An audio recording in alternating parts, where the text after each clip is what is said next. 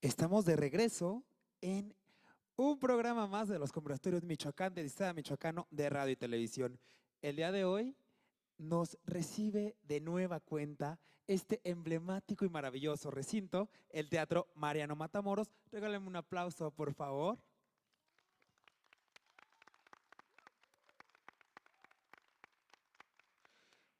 Oigan, tenemos un tema muy importante el día de hoy, pero antes también es importante que nosotros podemos dar el agradecimiento debido a la Comisión Estatal de los Derechos Humanos, quien nos hace favor de mandarnos a un intérprete de lengua de señas mexicanas. Un aplauso, por favor.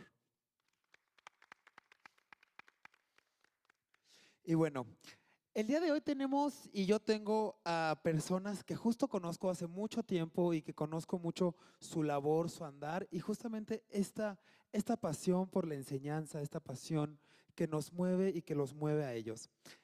A mi izquierda tengo al maestro Eduardo Altamirano, él es profesor de inglés inclusivo en la UNAM Morelia. Regálame un aplauso, por favor. Tenemos también a Gaby Trejo, ella es profesora de la carrera de inglés y lectura en braille en la ENES Morelia. Regálame un aplauso, por favor. Y por último tenemos a la coordinadora del Centro de Aprendizaje Autónoma de Lenguas Mediateca en UNAM Morelia. Ella es Karina Godina.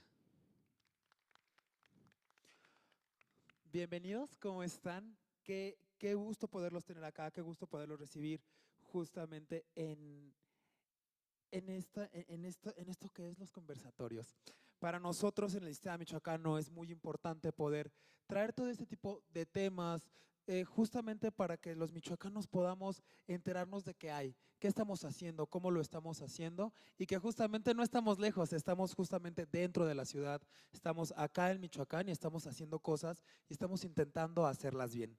Más allá de yo poder hablarles y narrarles su amplia carrera, me parece que ellos solos se pueden hacerlo desde el conocimiento que nos van a compartir el día de hoy. Entonces, los dejo y a toda la gente que nos está viendo a través de las páginas del Estado Michoacano, ayúdenos a compartir esta transmisión para que pueda llegar a más personas. Los dejo con permiso. Regálame un aplauso, por favor. Oigan, pónganse bien. Gracias. Bueno, ahí me escucho, ¿sí? Muchas gracias. Buenas tardes a todos y todas. Es un gusto estar aquí. Gracias, Irán, por la presentación y la invitación.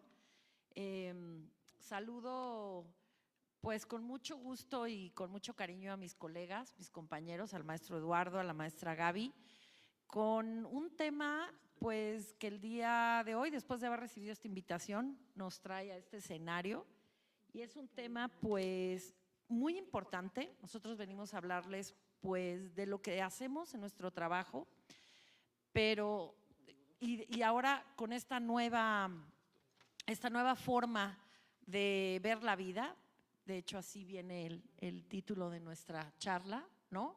Los idiomas, la discapacidad y la inclusión. Y aquí viene la parte donde dice una nueva forma de ver la vida, porque eso es lo que nos ha enseñado estos últimos años, de verla de una manera diferente. Entonces, pues eso es lo que estamos haciendo el día de hoy aquí. Como me presentó Irán, mi nombre soy la maestra Karina Godina, coordino el Centro de Autoacceso de Aprendizaje Autónomo de Lenguas en la UNAM Campus Morelia. Y bueno, nosotros al momento de que nos proponen platicar sobre qué es lo que estamos haciendo en recientes fechas sobre estos dos temas, les comento pues que además de ser un tema muy importante, es un tema que nos preocupa, nos atañe y ahora es parte de nuestras funciones, lo tomamos como una responsabilidad muy grande, porque es un tema que tiene muchos rezagos considerables y que pues dentro de una población muy vulnerable, como son todas las personas que tienen una discapacidad. Entonces, pues nosotros yo escucho todos los días y nos jactamos de ser personas inclusivas, de de llamarnos así, pero ¿realmente lo somos? Esa es la pregunta. ¿Qué estamos haciendo para aportar nuestro granito de arena y despertar conciencias con la gente sobre este tema? ¿Y qué estamos haciendo nosotros desde nuestra labor docente para poder cambiar un poquito esta situación y abrir pues un camino, labrar un camino mejor para todos aquellos que lo necesitan? Entonces, bueno, pues para empezar me gustaría comentarles pues que la inclusión no es únicamente hablar de discapacidad, ¿no? La discapacidad tiene muchísimas vertientes y bueno, hay muchos tipos de discapacidad. Nosotros nos ha tocado ahora trabajar pues con algunas discapacidades, de eso les van a platicar un poco más mis colegas, pero hay algunas cosas que nos han tocado, porque nos llegan, nos tocan y no sabemos qué es una discapacidad, porque hay de muchos tipos, ¿no? Hay una diversidad inmensa. Entonces, hablar de inclusión yo creo que es hablar de toda esta diversidad que hay en la vida humana, ¿no? Entonces, encontramos pues desde discapacidad cognitiva, discapacidad visual, discapacidad motriz, discapacidad auditiva, neurodivergencias, grupos etarios, ¿no? Los grupos de edad, de muchos tipos, hay de diferentes. Nosotros desde hace tiempo venimos descubriendo esto porque no es que estemos preparados para esto o que hayamos estudiado como tal desde un inicio, es esta nuestra carrera. Nosotros somos docentes de lenguas, pero la vida nos fue llevando hacia a orillarnos a abrir los ojos a más posibilidades y a cumplir con nuestra labor como docentes, ¿no? En el Centro de Autoacceso, donde tenemos la fortuna de trabajar, y digo la fortuna porque pues la UNAM es la Universidad de la Nación y es una universidad que le abre las puertas a toda la gente, ¿sí? Aquí en el Campus Morelia nosotros hemos tenido pues esta parte de trabajar en un centro de autoacceso con un objetivo muy claro. La naturaleza de los centros de autoacceso es el de que todas las personas pueden aprender, tienen el derecho y la libertad de aprender lo que ellos quieran. Hablando en el aprendizaje de lenguas, todos son bienvenidos y bienvenidas. Sin importar tu edad, sin importar tu condición, sin importar si tienes o no una discapacidad o algo que te lo impida. Eso es de entrada nuestro objetivo, nuestra naturaleza de ser un centro de autoacceso, de recibir a todas y a todas las personas que tengan la necesidad o la motivación de aprender una segunda lengua. Bien, partiendo de esto, bueno, es cuando empezamos nosotros pues a trabajar ya con estudiantes de diferentes países, no solo ya de nacionalidad mexicana, no solo estatal, a nivel estatal, no solo de la ciudad de Morelia, sino nos fuimos durante la pandemia, se nos abre todo este panorama y nos vamos pues a otros continentes, a unos por cierto muy lejanos, donde las personas empezaron a acercar para querer aprender, reforzar o mejorar el aprendizaje de la lengua que en ese momento estaban aprendiendo por diferentes necesidades. Y ahí es donde nos vamos topando con diferentes capacidades de las personas, limitaciones. Esto nos implica un reto y fue cuando empezamos a trabajar en todo esto, ¿no? Bien, nosotros, la forma de trabajo que llevamos, perdona que estoy para ver algunos datos importantes, nosotros trabajamos ya en la inclusión desde que abrimos hace 10 años el centro de aprendizaje. Con nuestro rango de edad es completamente abierto, inclusive decía empezamos con de los 8 a los 99 años de edad, pero era pues por poner un número, porque realmente hemos estado trabajando mucho tanto con niños muy pequeños en aprendizaje de lenguas como con adultos mayores de hasta 98 años. Entonces, nos enfrentamos a los primeros momentos de trabajar un tipo de discapacidad, ¿no? Porque eran personas que algunos tenían pues un tipo de limitación, ya fuera al caminar, también en esta parte de la tecnología, no empapados o no conociendo la tecnología a la velocidad en la que se trabaja el día de hoy, con algunos limitantes, ¿no? Entonces, fue nuestro primer encuentro trabajar. Después empezamos recientemente, bueno, el año pasado, a trabajar con personas con discapacidad visual total y parcial. Y también, bueno, empezamos a identificar que había estudiantes con otro tipo de problemas, es lo que yo les decía, ¿no? Algunos presentaban problemas neurológicos y entonces tenían TDAH o estaban ya diagnosticados con algún problema, algún problema cognitivo, alguna condición más que nada. Entonces, con eso empezamos también a enfrentarnos a otro tipo de situaciones a los que no estábamos preparados, pero fuimos pues aprendiéndolo, yo diría que de la mano de las mismas personas que llegaban al centro. Y con este objetivo siempre claro en la mente de que todos y todas son bienvenidos a aprender, no importando ninguna condición, haciendo ninguna discriminación ni ningún favoritismo con nadie. Eso es lo primero. Bueno, pues ahora yo les quiero dejarle un poco el micrófono a mi compañera Gaby. Nosotros, dentro de los servicios que estamos ofreciendo y que estamos trabajando, estamos también con lengua de señas mexicanas, impartiendo esta lengua. Estamos ya trabajando con el sistema de lectura de braille para que puedas certificar tu nivel de inglés si tienes una discapacidad visual total o parcial, lo puedes hacer a través ya con lectura de exámenes braille. También estamos trabajando ya con algunos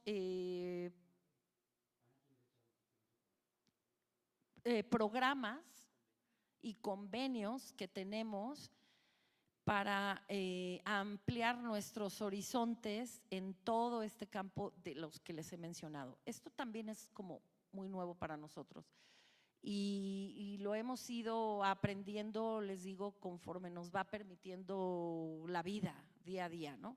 Entonces, voy a pedirle a Gaby que nos platique un poquito. Ella es una profesora de inglés, pero ella sabe muy bien todo lo que es lectura de braille. Platícanos, Gaby, o platícale aquí a la audiencia, al público, por favor, ¿tú cómo trabajas esto? ¿Qué actividades has desarrollado dentro de este tiempo que tenemos de estar recibiendo nuevo público? Ajá. ¿Cuáles han sido tus actividades? ¿Cómo las trabajas? ¿Qué retos te has encontrado? ¿Qué les puedes decir a los que nos están escuchando?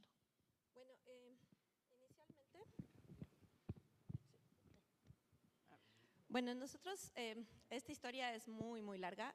Yo empecé a trabajar con braille hace muchos años. Tuvimos un curso en una instancia de la universidad donde nos llegó una alumna que su mamá la inscribió sin decirnos nada, y cuando llegamos el primer día de clases me la presenta su mamá y me dice que la niña es ciega. Y entonces mi coordinadora ya estaba a punto de darla de baja, regresarle su dinero y mandarla a su casa, cuando yo era la encargada de todos esos grupos, y le dije, por supuesto que no, o sea, tenemos que buscar una forma de que esta niña pueda aprender inglés, porque además iba muy motivada, y ella fue la que me enseñó a mí braille. Entonces ahí empecé hace 20 años, tengo 25 años dando clases de inglés, y eso fue de mis primeros grupos, y ella me enseñó braille y me acercó a una asociación donde ella iba, el Comité Pro Ciegos en Ciudad de México, y ahí me fueron dando material y me consiguieron una regleta braille, y ahí empecé. Y por muchos años esa habilidad estuvo como como nada más de adorno, ¿no? O sea, yo sabía braille y me pasaba por todos lados donde había braille, trataba de leerlo y de recordar lo que había aprendido. Hasta que una coincidencia afortunada me lleva a un congreso donde unos colegas están presentando un curso de inglés para personas con discapacidad visual, específicamente en este requisito para alumnos principalmente de la UNAM, pero ya a esas alturas, cuando yo me integro al equipo, ya estaban recibiendo alumnos de todo México, de toda Latinoamérica, porque además este curso es único hasta donde sabemos en su categoría, ¿no? Empieza con la necesidad de un alumno. Tienen que hacer, los estudiantes universitarios tienen que hacer en algunas carreras un examen de dominio del idioma para demostrar que tienen un nivel intermedio, que saben inglés, ¿no? A un nivel intermedio. Y entonces estos alumnos iban a la coordinación y le decían a los profesores que pues nunca iban a pasar ese examen, ¿no? Y muchos no se titulaban de sus carreras llevando promedios excelentes porque les decían que no pasaban el examen de inglés, ¿no? Y entonces los metían a los grupos de inglés y los alumnos regresaban a medio semestre y decían, claro, estoy ahí, pero soy una sombra. O sea, el profesor no me involucra porque no sabe qué hacer conmigo, el profesor pues me da actividades que no son las mismas que las de mis compañeros, muchas veces no me evalúa como me debe de evaluar, o sea, el maestro me pasa porque estoy ahí, porque no sabe qué hacer conmigo, y entonces ni estoy aprendiendo, ni me siento bien, ni es una pérdida del tiempo de ambos, ¿no? Entonces se empieza a hacer este curso donde se empieza con alumnos internos de la UNAM que tienen discapacidad visual y se empieza a juntar un equipo de profesores, empezaron 2 profesores a tratar de hacer estos cursos, ¿no? Y ahí nos empezamos a dar cuenta, se empiezan a dar cuenta ellos, de que es una labor muy parecida a enseñar a los grupos regulares que ellos tienen, pero también con ciertas complicaciones propias, ¿no? La principal es que el 80% de la información que llega al ser humano llega por el canal visual, ¿no? Es el canal favorito del cerebro. Y entonces en la enseñanza de idiomas, principalmente en los niveles básicos, pues hacemos mucho uso de eso, tratando de no usar el español y tratando de usar la lengua que ellos quieran aprender, inglés, francés, ruso, chino, pues hacemos uso de los dibujos, de la mímica, de las historias como fotonovelas, ¿no? Y entonces hacemos mucha referencia al vocabulario, se enseña a través de tarjetas donde enseñamos la imagen y el sonido, ¿no? Y pues con estos alumnos de entrada pues tenemos todo este material. Los libros de inglés son muy visuales, tienen muchas imágenes, muy coloridos, ¿no? Hacen referencia a la descripción física, ¿no? Y te ponen una foto para describir una persona y te preguntan de qué color son sus ojos y de qué color es el cabello, ¿no? Y entonces tuvimos que empezar a diseñar estrategias específicas para ellos, ¿no? Además, un rango de alumnos, el curso empezó presencial, pero la pandemia nos obligó a hacerlo virtual, ¿no? Y ese fue un gran acierto porque los alumnos les reducía el tiempo de traslado, les facilitaba conectarse desde su casa, desde su celular y traía otros problemas nuevos como el uso de la tecnología, ¿no? Tenemos alumnos que son educadores en tecnología y tenemos alumnos que acaban de tomar un celular por primera vez y no conocen bien la tecnología accesible, ¿no? Entonces, es un camino cuesta arriba porque son lo que hacemos con un grupo de idiomas en un semestre, con estos grupos nos lleva 2 semestres, nos lleva el doble de tiempo, las tareas son mucho más complicadas.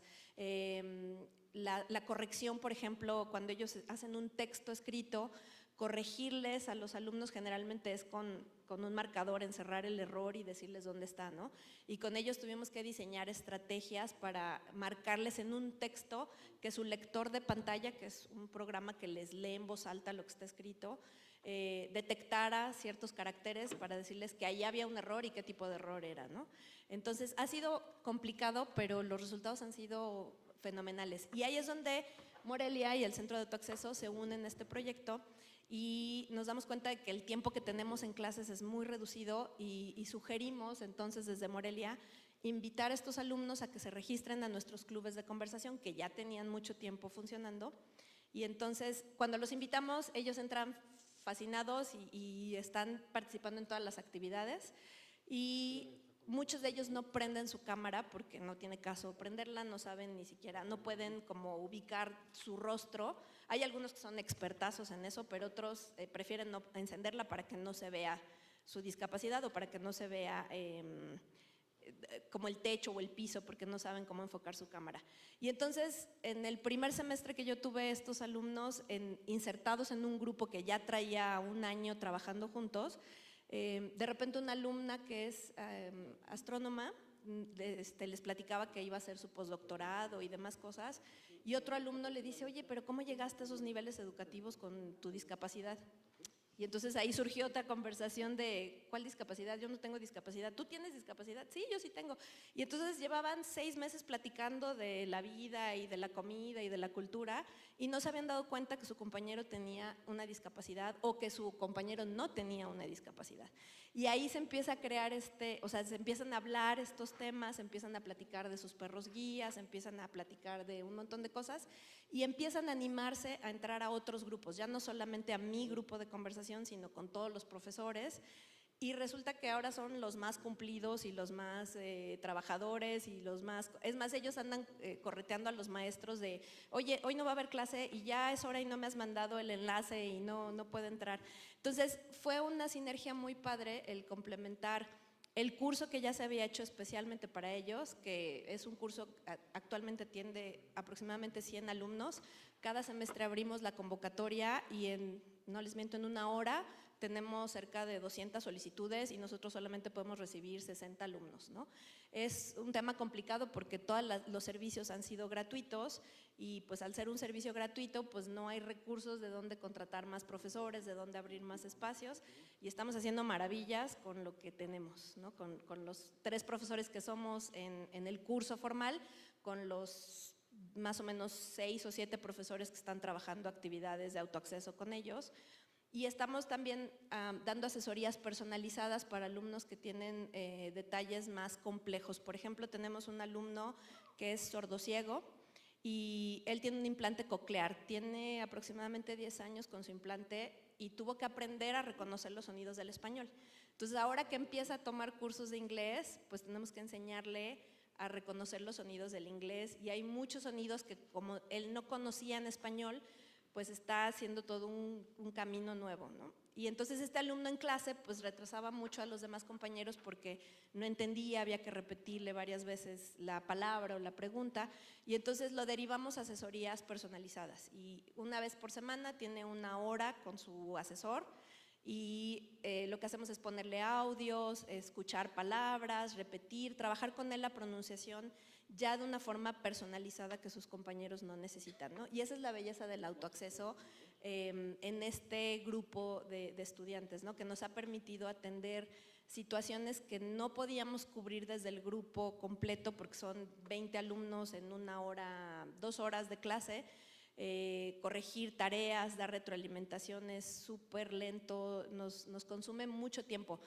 Y a través del autoacceso pues hemos logrado complementar esa formación al grado de que ya hemos tenido 2 intentos de certificación. Tenemos 2 alumnas, una ya presentó una certificación internacional, el examen TOEFL. Otra experiencia completamente nueva porque tuvimos que averiguar desde quién podía hacerle el examen, qué facilidades había. Por ejemplo, con esta alumna, una cosa que a mí me queda todavía un saborcito amargo es que nos dijeron que había un examen braille y nosotros nunca vimos el examen en braille hasta que nos llegó por correo y teníamos 3 días para aplicarle el examen a esta alumna. Y cuando abrimos el paquete nos llevamos la sorpresa de que es un tipo de braille que se llama braille contraído, que es, digamos, como una taquigrafía braille, donde hay contracciones y es como 300 páginas de un manual nuevo que hay que aprender y esta alumna tenía 3 días para prepararse. Entonces nos hicieron favor de darle un tiempo extendido, de darle facilidades y aún así con todos los obstáculos esta alumna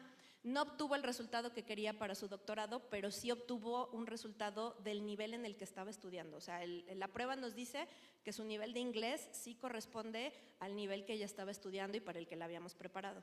Entonces eso fue una gran satisfacción, que a pesar de todos los obstáculos que encontramos, pues pudimos prepararla y obtuvimos un resultado satisfactorio en la medida de lo que ella sabía. Estamos preparando a la segunda alumna que ella quiere irse a estudiar al extranjero y le piden igual un examen TOEFL y con ella tenemos el problema de que el braille no es su fuerte, entonces necesitamos que lo presente en línea Y ha sido también una experiencia complicada porque necesitamos llenar unos formatos en línea, le comentaba a Karina y a Eduardo, son cerca de 20 páginas que tiene que ella llenar, presentar documentos de por qué tiene una discapacidad visual, cuál es su diagnóstico, cuándo fue la última vez que le hicieron una revisión, qué ajustes necesita y dónde los necesita y por qué los necesita, ¿no? Y además es una solicitud, un examen TOEFL normalmente se paga y se hace en 2 semanas, una semana a lo mucho. Y esta alumna tiene que esperar 6 semanas para que le den un veredicto de si le pueden dar alguna concesión especial, si le pueden dar el centro de examinación que ella pidió, si puede tener un asistente con ella para hacer el examen. Y tenemos el tiempo encima porque ella necesita presentar su certificado en marzo y es la fecha en que estamos todavía batallando para eso. Ella está súper bien preparada, tenemos la confianza en que sí va a sacar los puntos que necesita para viajar, pero el problema han sido toda la tramitología, ¿no? Entonces, les digo, ha sido una experiencia de crear materiales nuevos, diseñar actividades nuevas, que los profesores conozcamos tecnología accesible, que nos capacitemos, ¿no? Y ahí le quiero regresar yo la palabra a Karina, porque los profesores hacemos el trabajo en el aula, pero sin el apoyo de la institución que en mi experiencia lo que he aprendido en este tiempo es que hay muchos esfuerzos, pero atomizados, ¿no? Estamos unos profesores 3 en este equipo trabajando en el curso, 7 trabajando en Morelia con los grupos de autoacceso, y de ahí en fuera estamos todos dispersos y atomizados, ¿no? Existe una unidad para atender la discapacidad en la UNAM, perdón, y ellos no saben lo que hacemos nosotros y nosotros no sabemos lo que hacen ellos. No sabemos qué apoyos le pueden dar a los alumnos y ellos tampoco saben que nosotros podemos prepararlos para certificaciones. Y ahí es donde yo me volteo a preguntarle a Karina cómo vamos, hacia dónde vamos con la parte institucional, ¿no? Los apoyos, los recursos, los espacios y todos los convenios, ¿no? Sí, gracias, Gaby. Bueno, recuerdan que al inicio cuando comencé a hablar, les dije que realmente, pues qué tan inclusivos éramos, ¿no?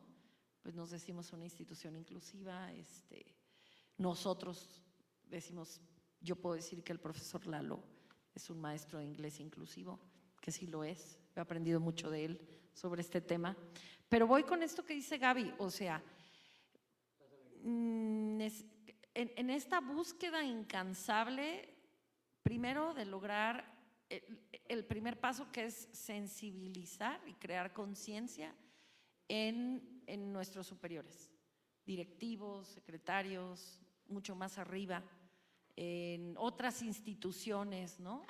Crear esa parte de despertarles el gusanito de que hay una necesidad imperativa y urgente, de que todos estemos conscientes de que este tipo de cosas ya nos alcanzaron, ya nos rebasaron, ¿sí? Estamos buscando la colaboración ahorita, estamos haciendo convenios de colaboración para trabajar con los que nos pueden apoyar, que conocen más del tema, que tienen más experiencia, con otras entidades de la UNAM fuera de Morelia. Estamos trabajando en hacer convenios de colaboración con la seguridad pública aquí en el estado, es lo que está en puerta. Ellos también requieren el apoyo de nosotros para cursos y justo estos temas de sensibilizar a la población. Entonces yo creo que este año se viene bastante fuerte pues en el cierre de estos convenios y en llevarlos a cabo. Justo estamos para el abril 11 y 12, tenemos un congreso, el tercer Congreso Internacional de Lenguas, y viene muy fuerte el tema de inclusión y discapacidad. Yo los invito a que nos acompañen porque es un congreso en línea completamente virtual, donde se va a hablar mucho de esto, muchísimo. ¿Qué hay nuevo? ¿Cuáles son los retos, temas y demás, ¿no? También nosotros, pues desde el centro, en esta apertura que tenemos ahora, a talleres, a clubes de conversación, a conferencias, a actividades culturales, recreativas, académicas, etcétera, donde, les repito nuevamente, todos y todas y todes son bienvenidos. Y bueno, a mí me gustaría, eso es lo que estamos trabajando, los docentes no pueden solos, no podemos hacerlo solos, sí se necesita mucho apoyo, recurso y sobre todo comprensión por parte de los demás para darle la importancia que este tema requiere. Y aquí, bueno, justo con esto ellos como docentes se enfrentan a retos y a otras cosas con las que tienen que lidiar todos los días, ¿no? Gaby nos menciona algunas, pero ahora le paso el micrófono a mi compañero Eduardo para que nos platique cómo has vivido esto, cuáles son los retos que esto te presenta y te va a presentar en el futuro, ¿estás preparado?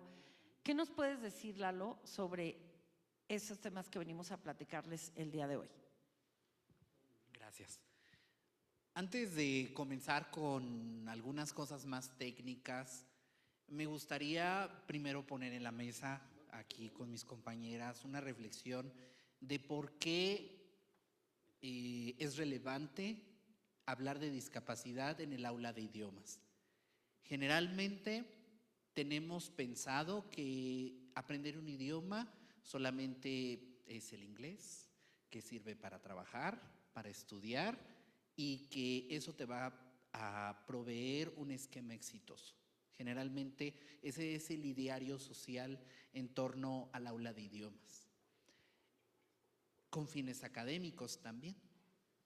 Pero aprender idiomas, y lo hemos compartido en varias discusiones, cafés y reuniones, aprender idiomas nos acerca a mucha gente, nos ayuda a comprender otras formas de pensar, otros lugares, conocer su comida, conocer su gente, conocer la palabra que se escribe, la palabra que se canta, la palabra que se juega. A través de este acercamiento, de este reconocimiento de la otredad, nosotros hemos descubierto en el aula de idiomas un espacio donde podemos aprender. Y entonces eso resulta muy sencillo, pero no lo es, porque ha sido también una evolución en la que nosotros llegamos a un aula de idiomas desde diferentes orígenes, porque también ha sido muy estudiado cuál es la diversidad de las formaciones iniciales de los profesores del cuerpo docente de idiomas, y al final de cuentas son personas interesadas en compartir y respetar las culturas. Entonces, pensando en una cultura de la discapacidad, tenemos muchos retos, porque no solamente es pensarnos en este estereotipo del aula de idiomas, es pensarnos en toda la diversidad. Hemos estado en otros espacios y cuando decimos, en el centro de autoacceso puedes aprender 14 lenguas. ¿Cuáles son esas 14 lenguas? Las enlistamos y entre ellas decimos, por ejemplo, purépecha. A mí me encantaría aprender purépecha. Y dices, tenemos lengua de señas. A mí me encantaría aprender lengua de señas. Nos piden datos, nos piden información y esporádicamente llega alguien realmente interesado a hacerlo. Entonces, hay mucho interés también acerca de una moda, de una forma de pensar también, de hashtag soy inclusivo, soy incluyente, pero también esta manera en que realmente lo posibilitamos. Y para eso necesitamos mucho trabajo. Entonces, ¿qué es lo que hemos aprendido con el tiempo? Mi formación inicial, yo soy maestro de educación primaria, es donde obtengo mis herramientas pedagógicas. Llego al aula de idiomas tiempo después, por diversas circunstancias, y entonces es cuando tengo en este tipo de espacio académico y con la colaboración de mis colegas, una forma de volver a reaprender el ser docente. Y entonces es cuando una de las cosas, porque hablar de la discapacidad y transformar la discapacidad es concretarla a través de los cambios posibles, se convierte entonces en una utopía posible y una utopía en la que soñamos. Pero es como pasar un elefante por una puerta, ¿no? Hay muchísimos retos institucionales, carpetazos, portazos, a ideas, a cosas. pero afortunadamente, después de varios años en que hemos trabajado esto de alguna manera, las cosas han dado resultados y eso ha podido abrir esas otras posibilidades. Incluso el hecho de que hoy estemos aquí ha sido gracias no a nosotros. Nosotros tal vez somos la voz, pero de nuestros estudiantes que no están aquí hoy con nosotros, ¿no? Pero que nos han enseñado bastante. Entonces, repensar la función docente, repensar el por qué estoy en el aula de idiomas, pero a través de esa sensibilización de decir, esta es la naturaleza multicultural del aula de idiomas. Y eso es riquísimo. Porque entonces, en una modalidad de aprendizaje como en la que nosotros trabajamos, podemos empezar a tejer redes y a trabajar de maneras distintas. Y eso implica cambios institucionales, porque si nos pusiéramos a enlistar toda la cantidad de decretos, normas, leyes, reglamentos, acuerdos, reuniones internacionales que hablan sobre la discapacidad y el aseguramiento del derecho a la educación a las personas que viven con discapacidad, tendríamos así de listas. El marco normativo existe, lo que no existe es la realidad de esas reglas, porque eso implicaría tomar decisiones. Entonces, por eso desde este foro nosotros queremos compartir esa reflexión para todos aquellos tomadores de decisiones para que podamos construir esto. Ya en términos más didáctico-pedagógicos, ¿cuáles son los retos a los que me enfrento a nivel personal y a nivel colectivo como parte de esta colectividad? La creación de materiales. Esto discutíamos un poquito antes de empezar, porque decíamos, bueno, no podemos tener, nosotros tenemos un acervo bibliográfico y hemerográfico. Entonces decimos, bueno, no vamos a tener ahí un libro, los cuentos de Oscar Wilde en braille, y que llegue alguien que no viva con esa discapacidad para poder acceder a esa información, o que, por ejemplo, sí lo tenga, pero tal vez no sea su nivel de comprensión. Entonces, en realidad,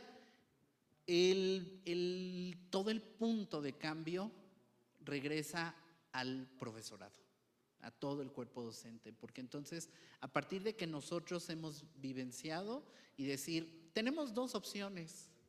Nos llega un alumno, y bien nos lo puso Gaby en el ejemplo que nos dio, llega al centro de autoacceso alguien y entonces dice, ¿sabes qué? Tengo esta condición, tienes dos opciones, o lo corres o lo aceptas.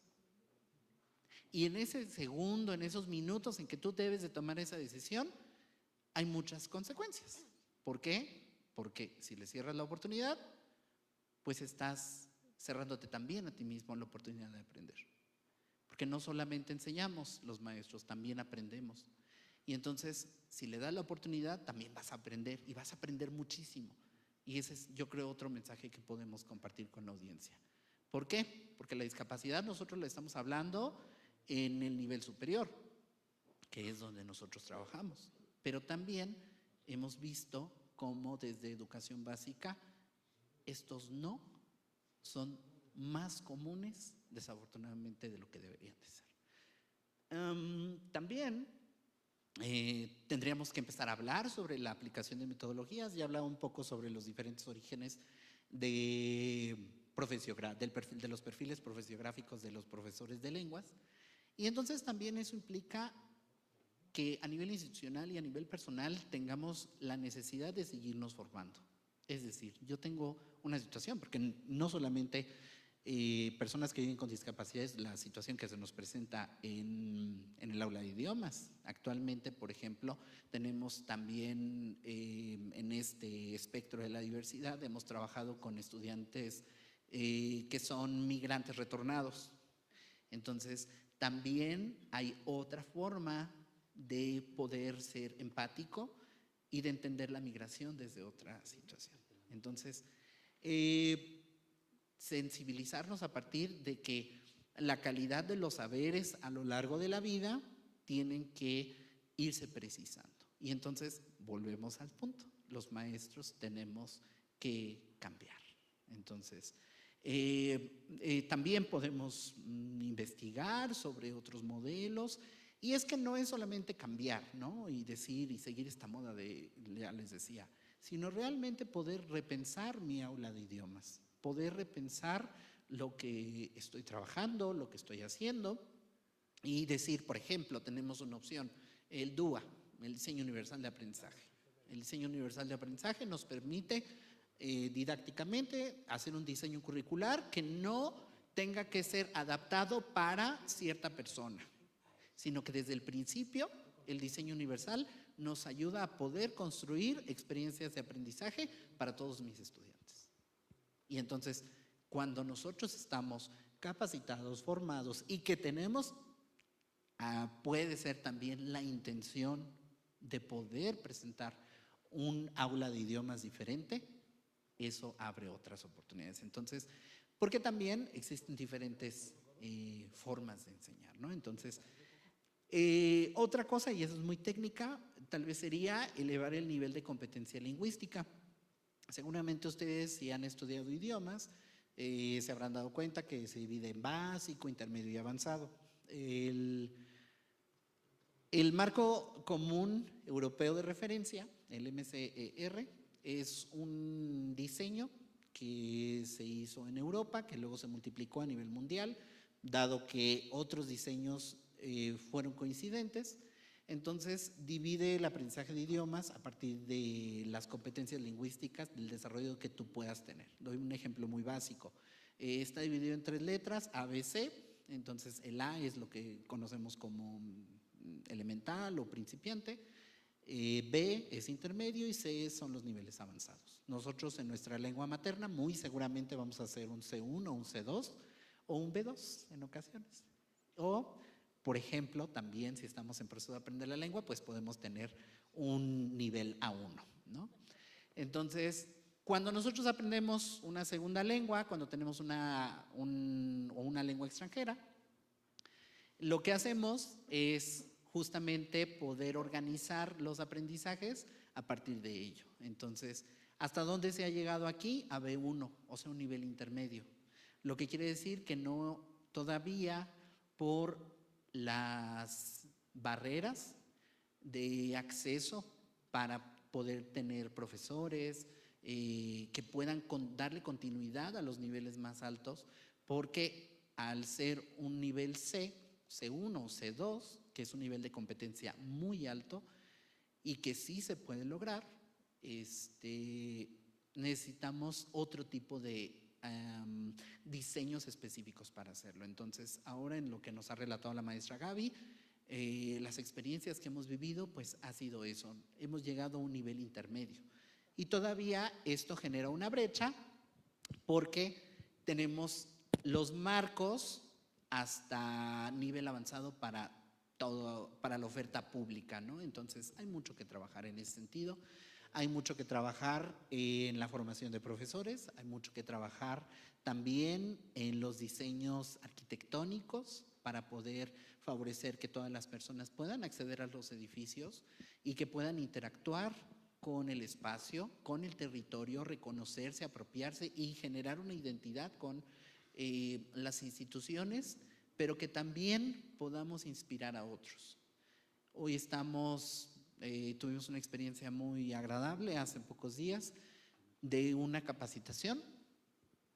Gaby, que fue la que coordinó junto con el equipo la capacitación, pues esperábamos, no sé, poquitos maestros, pero la verdad es que muchos de nuestros colegas que seguramente nos están viendo tuvieron la intención y la iniciativa de inscribirse. Y hubo muchas sugerencias de fuera, también afortunadamente, no como las que ponía hace rato, sino que sí queremos esto. Entonces, los cambios no van a ocurrir siempre de manera vertical desde las macroestructuras. Nosotros también en comunidad, desde los colectivos, desde el trabajo individual, podemos empezar a hacer zumbido en este enjambre y empezar a poder sonar y a poder a tener y crear estas condiciones que no están. ¿Por qué? Porque son necesarias, porque estamos habitando el mismo espacio y tenemos esa oportunidad de poder aprender entre todos. Yo quiero agregar algo a lo que dijo Lalo, y es que nosotros somos como una pequeña islita en todo este asunto. Hasta ahorita no hemos tenido la fortuna de tener un alumno michoacano, moreliano, y a lo mejor es porque no se ha difundido, mucha gente no sabe ni siquiera que existe en la UNAM donde estamos, pero sí quiero invitarlos a que si saben de alguien que pudiera beneficiarse con el curso que nosotros tenemos y con las asesorías que impartimos, pues que corran la voz, ¿no? Porque una de las cosas que comentaba Eduardo es que en la primaria, en la educación primaria y secundaria empieza con estas barreras, ¿no? Y el problema es que nosotros nos están llegando alumnos adultos jóvenes, preparatorianos, universitarios, donde ya perdimos muchos años de poderles enseñar el idioma de una forma más sencilla, más rápida, más efectiva, digamos, porque la edad es importante, mientras más jóvenes empiezan, más aprenden, ¿no? Entonces nos llegan alumnos que han batallado durante toda la educación primaria, secundaria, preparatoria, con el idioma, y nos decían, es que es la primera vez que de verdad estoy aprendiendo el idioma porque me están contando y me están haciendo participar y me están evaluando. Una de las experiencias que tuvimos con el primer examen TOEFL es que de la casa certificadora nos decían, ¿y para qué le piden eso? Le damos un papel que diga que no se lo podemos hacer y que le den, o sea, que se salte el trámite, ¿no? Y decíamos, no, es que la persona no quiere saltarse el trámite, quiere pasar todos los requisitos que pasaron los demás candidatos y entrar en igualdad de condiciones a un programa de doctorado, ¿no? Y todavía nos enfrentamos con gente que teniendo los exámenes para personas con discapacidad, te dicen, pero no se lo hacemos, mejor lo ayudamos y que pase así como le ponemos bajito el obstáculo para que lo brinque fácil, ¿no? Entonces, lo que queremos es invitar a que más personas sepan de esto que estamos haciendo y llegar a más lugares, ¿no? Tenemos recursos limitados, pero vamos a extenderlos lo más que podamos a todas las personas que puedan beneficiarse de eso. Y si no hay, seguiremos tocando puertas, porque uno de los objetivos, no solo de la Universidad Nacional, sino también debería, y lo es, de las universidades estatales, públicas y privadas, es la atención a la población. Nosotros estamos aquí para educar, esa es nuestra misión, para eso nos pagan. Bueno. Entonces, el jornalero de Sinaloa, el migrante que manda sus remesas, todo ese dinero, toda esa inversión pública que se hace en las universidades está dedicada para la gente. Entonces, ahí está el centro de autoacceso, ahí están los docentes. Vayan, accedan, porque para eso estamos ahí. Y una de nuestras formas de que aprendan justo es, ¿sí se escucha? Sí. Justo es que tú aquí aprendes en tu propio ritmo, tú decides con quién, cuánto, cómo y dónde. Es un sistema que se sale completamente del sistema tradicional de aprendizaje porque aprendes de manera autónoma, autodidacta. Entonces, está abierto para todos. Regálame un aplauso, por favor. A mí me surgen un par de dudas. Vamos ahorita con sus preguntas, pero levanté primero la mano, ni modo. ¿Cuáles son los retos más importantes que nos estamos enfrentando en este momento justo para que la gente diga, sí quiero, sí voy, sí hay, sí se puede? ¿Retos? Bueno, la verdad es que el primero es que venzas el miedo, o sea, que digas, voy a vencer el miedo a algo que no conozco y me voy a sentir mal o rechazado o diferente.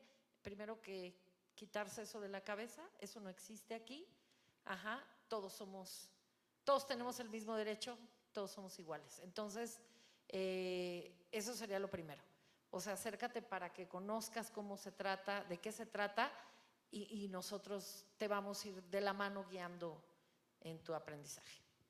Y yo le agregaría que el mayor problema que yo he detectado en el autoacceso es las habilidades de organización. O sea, los alumnos empiezan muy motivados y al mes, 2 meses, tienen otras actividades, sienten mucha presión, se empiezan a dispersar, empiezan a dejar de ser constantes y ahí los perdemos. Y curiosamente en estos clubes de conversación que tenemos, los alumnos son, o sea, si yo por algo llego tarde a abrir la sesión en Zoom, ya me están presionando por WhatsApp de Gaby, ¿qué onda? ¿Qué pasa con la clase? Y ellos mismos lo dicen, es una oportunidad que no habían tenido nunca y ahorita que la están teniendo, nos están exprimiendo, de verdad que yo acabo agotada después de cada sesión porque son muy disciplinados y curiosamente es algo que ellos, todos mis alumnos me dicen, el vivir con una discapacidad me obligó a ser disciplinado porque yo no podía, mientras otros compañeros podían decir hago la tarea en 5 minutos, ellos saben que tienen que hacerla en 1 hora porque si no, no la terminan o no la pueden revisar y eso ha favorecido mucho el que sean grandes candidatos para el autoacceso. Son sumamente disciplinados, sumamente motivados, muy organizados con sus tiempos y con muchas ganas de aprender. Entonces, eso los ha separado de los alumnos que ya teníamos sin discapacidad, en que empiezan y terminan. Y es más, cuando no se presentan a su club de conversación habitual, los profesores me preguntan, oye Gaby, ¿qué pasa con el alumno, no sé, con Eduardo, ¿no? Porque no ha entrado a mi curso y es muy disciplinado, entonces ya por ahí los contactamos y nos damos cuenta de que tuvieron una semana difícil o algo, pero es muy raro que pase eso, ¿no? Entonces es tan raro que cuando no están, prenden alarmas de qué pasa con este alumno y es muy evidente, ¿no? Entre los alumnos que están disciplinados y que están motivados y los que se empiezan a dispersar y solitos dejan de asistir a sus actividades. Perfecto. Bueno, la verdad es que quiero decirles a todos, por favor, tengan a bien acercarse. Hay lugares que estamos intentando hacer las cosas. Nosotros acá en los Conversatorios Michoacán no somos expertos, ojo, y les pido una disculpa a todos si de repente dijimos algún término mal empleado. Es importante para mí poder hacer esta parte visible. Estamos justamente con ustedes aprendiendo. Yo entiendo que de repente es, bueno, ya, pero deberían como aprender. Pero como no es algo que está en nuestro día a día, cada vez estamos intentando justamente hacerlo más presente y yo poder decirles de los términos adecuados. En este momento, por aquel lado está mi compañera Renata. Ella tiene el micrófono y acá tenemos una pregunta, por favor. Acá tenemos preguntas por este lado. Bueno, ya va llegando, ya va, tranqui, ya va. Perfecto, aquí tenemos dos preguntas. Mariana. ¿Qué pues, Coco?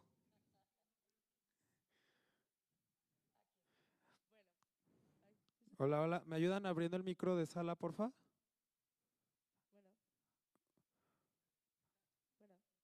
A ver, ¿ya? ¿Me escucha? Sí, claro. Bueno, me presento, soy Mariana Ramírez, soy vicepresidenta de la Fundación de la Cabeza del Cielo AC de Michoacán, exclusivamente para las personas de talla baja. Además, soy coordinadora estatal del Movimiento Michoacano para la Inclusión de la Discapacidad, aquí en el estado.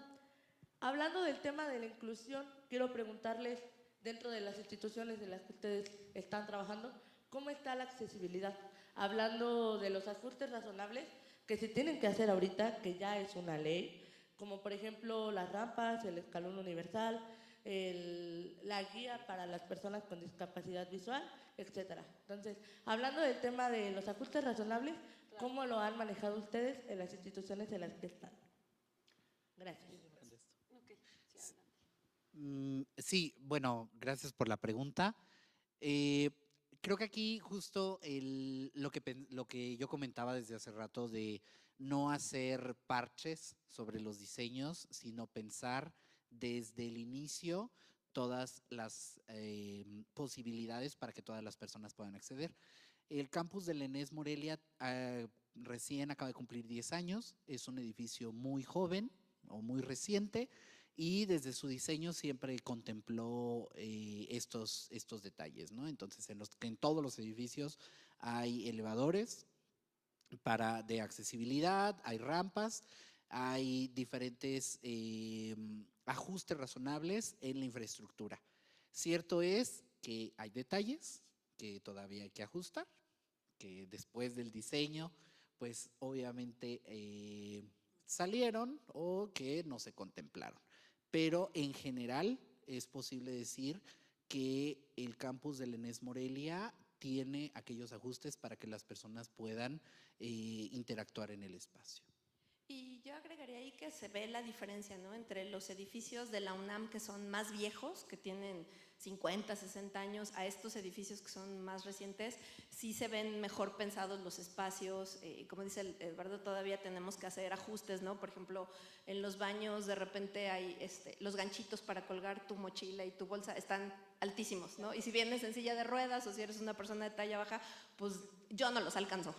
Entonces, son cosas que creo yo que el mayor problema es que no se consulta a las personas que lo van a ocupar cuando se están diseñando, porque es hasta que ya tenemos al alumno en las instalaciones ocupando los servicios que ellos nos hacen visibles todas estas cosas, ¿no? Que, por ejemplo, había un edificio que no tenía, para cruzar de un edificio al otro, nos faltaba un cruce y una rampa, ¿no? Y por una alumna que llegó a la universidad con silla de ruedas, se fueron haciendo visibles estas necesidades y se arreglaron.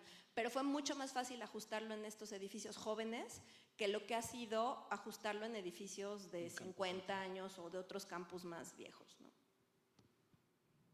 También tenemos mucha atención a la comunidad en cuanto a servicios médicos y psicológicos, que esto también nos ayuda con otro tipo de condiciones en las personas. Y hay muchos espacios abiertos a todo este tipo de cosas. Entonces, lo que dice Gaby, nos han ido sucediendo cosas en el camino y se van haciendo modificaciones a medida que los directivos pueden, ¿no? Y el recurso nos los permite. Pero yo creo que somos un campus accesible, bastante, nos faltan detalles, pero yo creo que vamos por muy buen camino. Adelante, por favor, con tu pregunta, Alice. Bueno, pues buenas noches, muy buenas noches. Para mí es un honor estar aquí con ustedes porque creo que aprendemos de cosas nuevas. Sin embargo, primero pues es No pasa nada, adelante.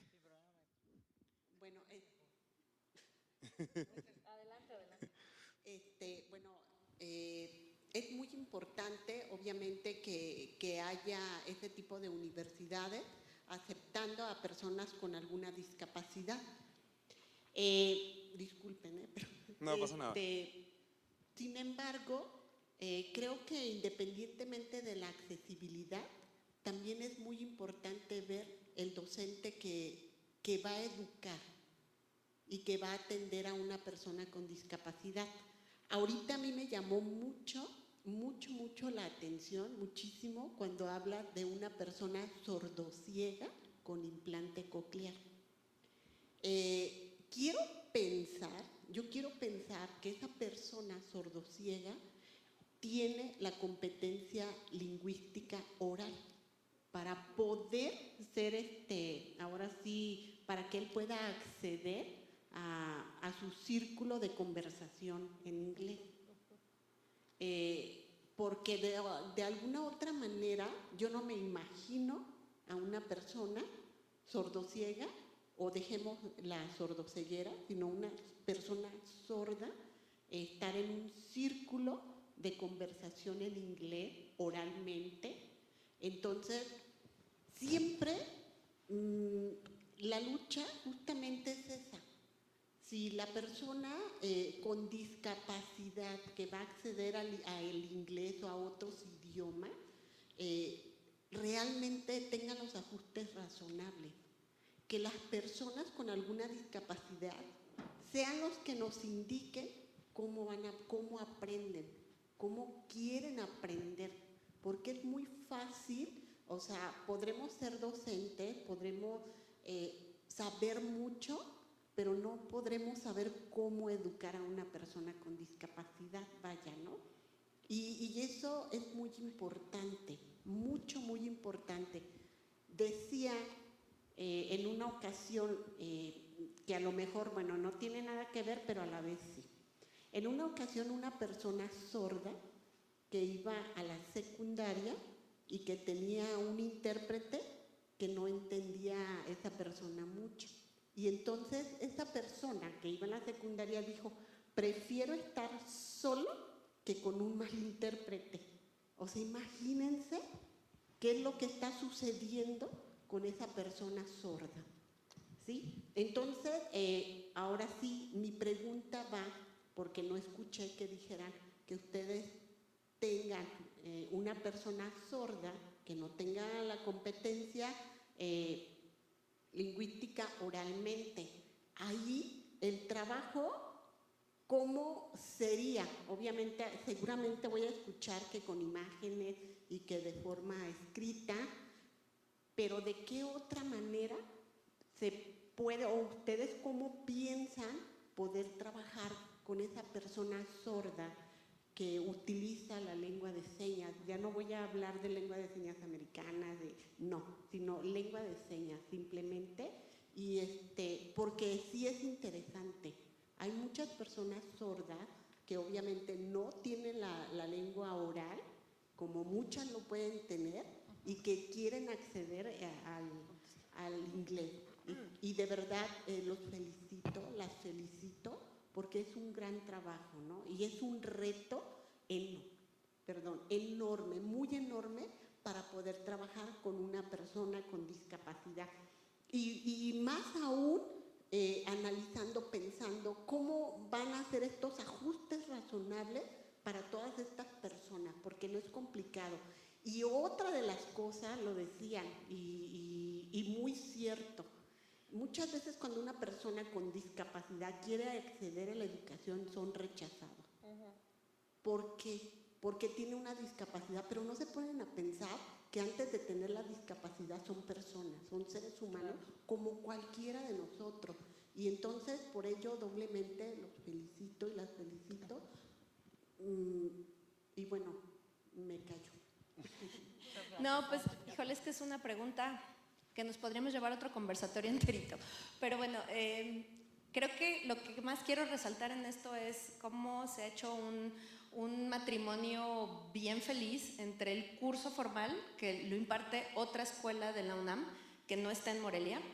Digamos, las clases donde los alumnos van 2 horas, tienen su clase con un programa y con tareas y escolarizado. Y nos dimos cuenta de que no era suficiente, o sea, teníamos alumnos con diferentes características individuales y no podíamos atenderlos a todos al mismo tiempo en un solo grupo de 2 horas. Entonces ahí fue donde surgió el platicar con Karina y preguntarle si podíamos incluir a los alumnos en estas clases de conversación, porque nos duplica el tiempo de producción oral que tienen los alumnos, ¿no? de práctica con la lengua. Y en el caso, por ejemplo, de este alumno, yo les decía cómo es importante el que estas oportunidades y la atención estén desde una etapa temprana, porque si es un alumno que tiene su implante coclear y tiene la competencia oral en español muy buena, tiene ciertos detalles, le cuesta trabajo, por ejemplo, distinguir algunos sonidos similares como la M de mamá y la N de niño. Tenemos que hacerlo así, ¿no? M de mamá y N de niño, si yo solo le digo M o N, no me las distingue. Y lo mismo le pasa en inglés. Entonces, con este alumno, les puedo decir que no ha sido, o sea, no es un alumno que participe muchísimo en las clases de conversación, porque le cuesta mucho, le lleva mucho tiempo elaborar una oración correcta y que a él le parezca que vale la pena mencionarla, pero sí ha avanzado muchísimo, ¿no? Ya comprende muchas más palabras. Y lo que les decía, o sea, si este chico empezó con su implante coclear cuando estaba en la secundaria y empezó con el inglés cuando estaba en la preparatoria, y además, así como les decía, no era una atención como muy enfocada o muy dirigida para él. Entonces ahorita está en pañales, digamos, en el idioma inglés, pero si lo hubiéramos detectado un poco más temprano, hubiera sido más fácil tratar con él y llevarlo a niveles mucho más altos que los que tenemos ahorita con él, ¿no? Entonces, pues ha sido aprender, porque incluso en la misma comunidad de una misma discapacidad, por ejemplo, discapacidad visual, tenemos un rango muy amplio de características, ¿no? Tengo alumnos que sí saben braille y lo manejan muy bien. tengo alumnos que perdieron la vista ya grandes o recientemente y no manejan braille, y ha sido como tratar de trabajar con cada uno de ellos. Lo que aprendí desde la primera clase fue que cualquier cosa que yo planeara iba a tener que modificarla, porque lo que yo pensaba en mi cabeza que iba a funcionar con todos ellos no funcionaba, ¿no? Cosas tan sencillas como los signos de puntuación que utilizamos. Es muy clásico de la enseñanza de lenguas que poner una oración y un espacio de líneas, ¿no? Y eso pues con los alumnos no funcionaba. Nos llevó fácil 2 semestres llegar al punto en que alguien dijo los asteriscos, sí los lee el lector de pantalla y te dice que ahí hay un espacio que tienes que completar. Pero una solución tan sencilla nos llevó muchísimas clases de planear, de retroalimentarnos de los alumnos para poder dar el clavo de qué les funcionaba, ¿no? Entonces, híjole, creo que ni siquiera hemos empezado, no hemos ni metido la puntita del pie en el ámbito de enseñar a personas con discapacidad auditiva un idioma, porque justo lo que le comentaba Lalo es, el profesor tendría que saber lengua de señas para empezar, el alumno tendría que saber lengua de señas, porque si no es mucho más complicado. El profesor tendría que saber lengua de señas y además tendría que saber lengua de señas en la lengua que enseña, ¿no? Entonces es pedirle al profesor que además de su formación como docente de lenguas, tenga 2 lenguas más, ¿no? Lengua de señas mexicana y lengua de señas de cualquier otro idioma. Y otro reto que tenemos es que tengo alumnos colombianos, argentinos, ¿no? O sea, el curso ha tenido mucha difusión porque les decía, hasta donde yo sé, es el único que tenemos en Latinoamérica de este estilo. Entonces, si lo abriéramos para personas sordas, o sea, sí lo he pensado y sí lo hemos soñado, pero todavía no le encontramos ni los docentes ni los recursos para hacer. O sea, realmente no conozco ningún docente de lenguas que sepa lengua de señas mexicana fluida y además lengua de señas americana o inglesa o alguna otra, ¿no? Es muy complicado, mucho más complicado con esa población. Bueno, a mí me gustaría agregar un poco sobre esto, porque en mi intervención yo hablaba sobre la creación de la cultura de la discapacidad. También es hablar con aquellos estudiantes que no viven con una discapacidad y que, por ejemplo, nosotros podemos utilizar como recurso. Hace rato hablábamos de los recursos visuales. Enseñar, por ejemplo, cómo se dice botella de agua, water bottle, eso es en lengua de señas americana. O cap, gorra. Y entonces, cuando nosotros implementamos esto en inglés, una metodología es el TPR, entonces la respuesta física total. Entonces, ¿qué pasa? Cuando nosotros presentamos ejercicios de respuesta física total, pero con lengua de señas americana, los alumnos, los estudiantes tienen otra respuesta. Entonces, en realidad, no tendríamos que esperar a que la vida nos alcance, sino que también nosotros tendríamos que ofrecer otras posibilidades de volver a repensar el aula de idiomas. ¿Me sirve lengua de señas americana para enseñar vocabulario? La aplico. Y ahorita me parecía, y con esto cierro porque ya estamos casi sobre tiempo, me llamaba mucho la atención lo del fonema M-I-N.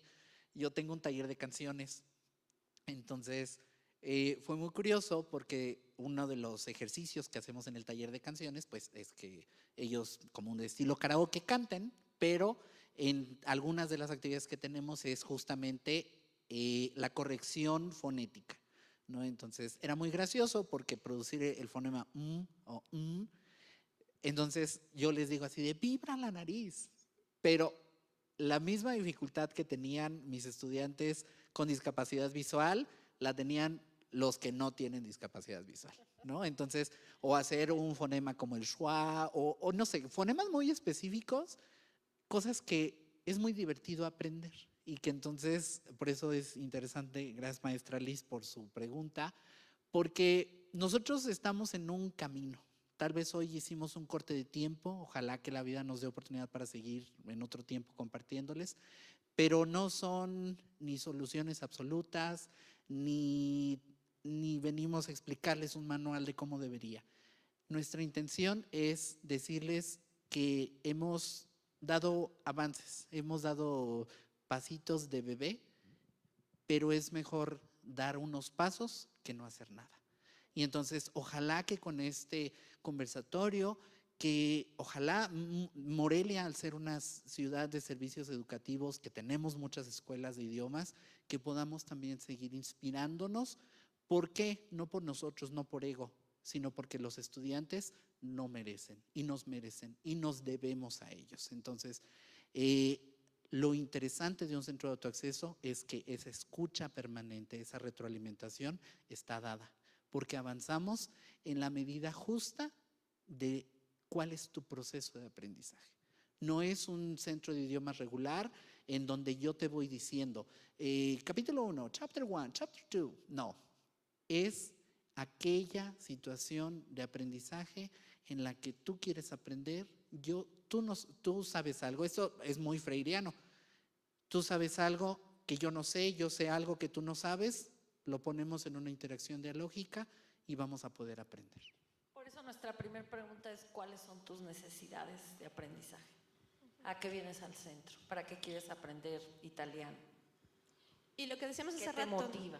lo que decíamos hace rato, que los esfuerzos están como atomizados, ¿no? Hay un docente aquí, otro docente allá, y justamente decir eso: si tú tienes un alumno, eres profesor de inglés y tienes un alumno con discapacidad visual, puedes contactarnos y te vamos a dar todo lo que hemos aprendido, lo que hemos logrado hasta ahorita. No tienes que empezar desde cero, tienes que saber quién ya recorrió ese camino que te puede ayudar, porque además no podemos ser todólogos, ¿no? O sea, no podemos estar listos para todo lo que nos puede pasar, pero sí podemos saber dónde buscar ayuda para enfrentar y para atender a toda la diversidad de alumnos que tenemos. Yo no lo necesito saber todo, necesito saber a quién recurrir para que me diga: no empieces desde cero, yo ya te llevo un pasito adelante. Es un camino muy largo, pero yo creo que ahí la llevamos, y con un poquito de fe y paciencia creo que todo se puede lograr. Y pues siéntanse bienvenidas el día que gusten a acompañarnos.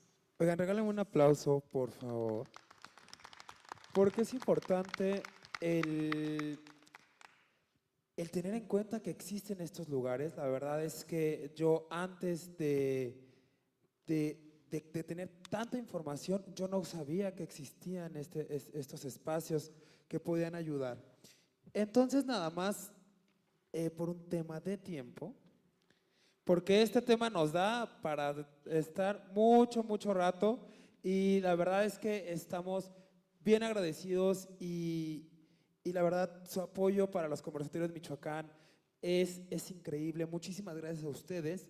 En este momento les voy a hacer entrega de un reconocimiento que viene firmado por nuestro director, Sergio Pimentel. A ver, espérenme, pero déjenme ver cuál es cuál. La maestra Karina, regálenme un aplauso, por favor. La maestra Gabriela y el maestro Eduardo, regálenme un aplauso, por favor. Y bueno, eso ha sido todo por el día de hoy. Estoy muy contento, muy feliz y muy agradecido con todos ustedes. Acuérdense que los conversatorios Michoacán estamos para escucharlos, para poder llevar estos temas que no son tan comunes, que no son tan reales, pero que son sumamente importantes. Entonces, muchísimas gracias. A ver, regálenos acá un full. Bueno, pues muchísimas gracias a toda la gente que nos vio en redes sociales. Muchísimas gracias a ustedes. Regálenme un aplauso, por favor, para ellos. Entonces, nos vemos en el siguiente conversatorio Michoacán con temas sumamente interesantes. Yo soy Irán Vázquez. Es un placer acompañarlos cada conversatorio Michoacán. Hasta la próxima.